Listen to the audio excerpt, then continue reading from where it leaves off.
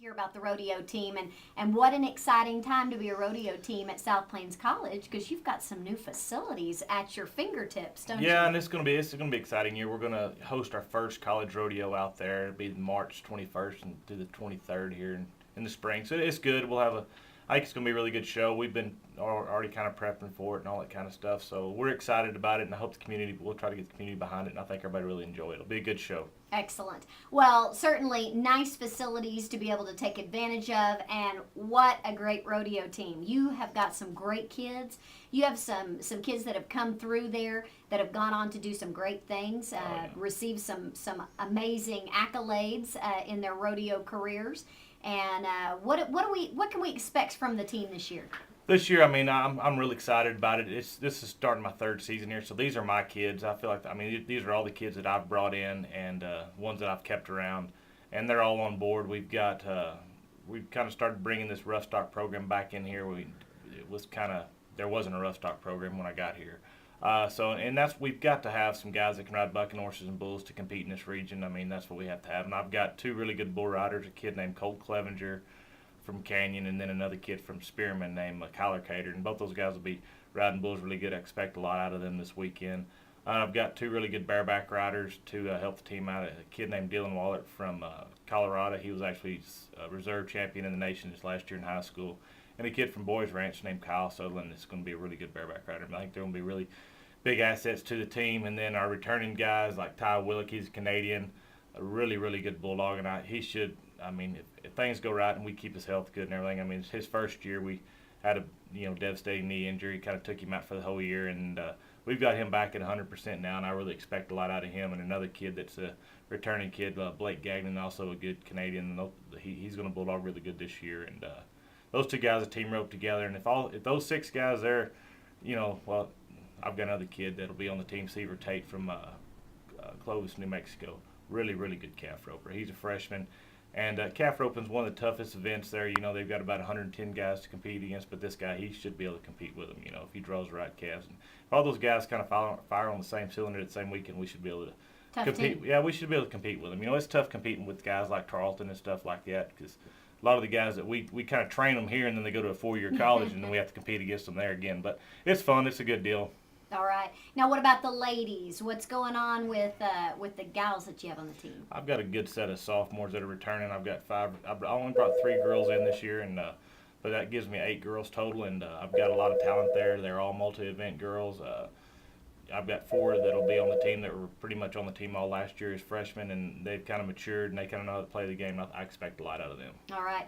Well, I couldn't agree with you more. The rough stock, I mean, not to lessen the impact on any particular event, but it has been something that we haven't been in the forefront in quite some time, and I think this is exciting. Those events are some of the biggest draws. People love to watch. We just love to watch people get bucked off and fall down and stuff. I don't know what kind of society what that says about us, but we enjoy that sort of thing. Yeah, and we've got a really good set of practice bulls and practice horses out here, and we buck them on usually Tuesday afternoon. So if anybody wants to come out and watch, feel free to come out and watch, and it's entertaining, You bet. Well, as Michael would say back in his day, that's where you get all those buckle chasers in the stands. They love to watch.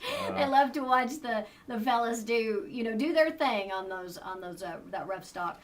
Well, I'll tell you what, Kerry. It sounds like you have got a solid team. I'm really excited to see what the year holds for you. Why don't you give our folks out there listening a little bit of a rundown on your season and where they can see the kids perform? Well, this weekend we'll be at Port Tallis. It's a close rodeo. It's about an hour and a half, hour and 45 minutes. It'll start on Thursday night and go through Saturday.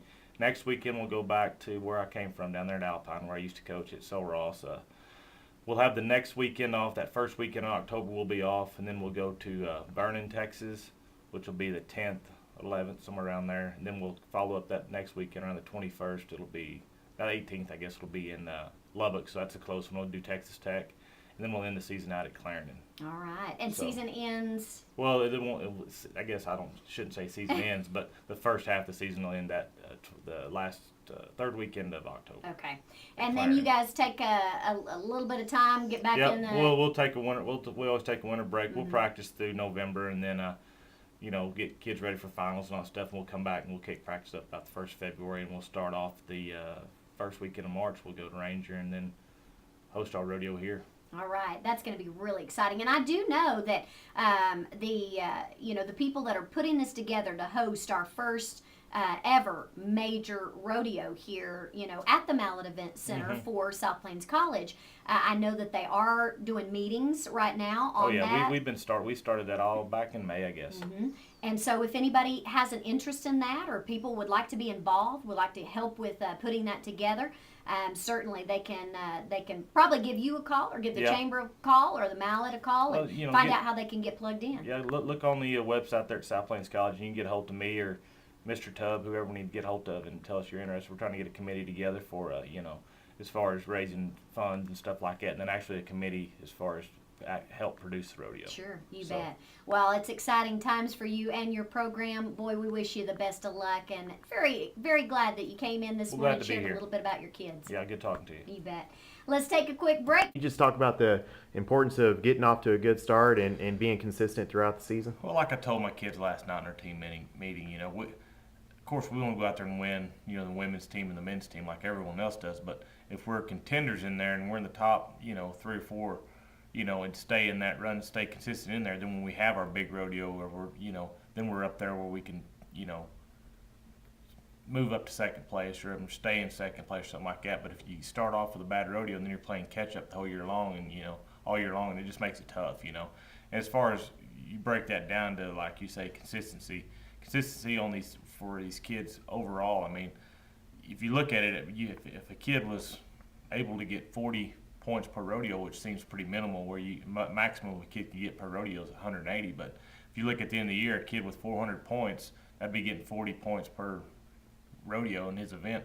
They're going to be pretty strong to be sitting first, second, to go to the college finals anyway. So I mean, just staying solid through the whole year makes a big difference. All right. You look like you have a lot of young kids. So how do you get them prepared heading into their first college rodeo? Well, I mean, we do that with practice out there, and we have matches against each other out there on usually on Thursday practice. Which not this week, but last week we'll pair them up and we'll have matches. And try to take it up to the competition, up to the level. Of course, it's not going to be the same as when they go there and they see these guys that have won big rodeos and stuff like that, and they feel like there's always a little bit of nervousness and anxiousness going into these first college rodeos for a lot of these kids. But then there's some of these kids that have, I've got some freshmen now that JW from Tennessee. I mean, he's been to nationals, high school finals. I think he wound up 5th overall this last year in the nation, and he's been in some big, high pressure situations. And so was Dylan Weather from Colorado. He was reserve champion in the nation this year in high school. So I mean, they've been on the big stage at that level, and I think they're not going to have trouble, stepping up to it this year.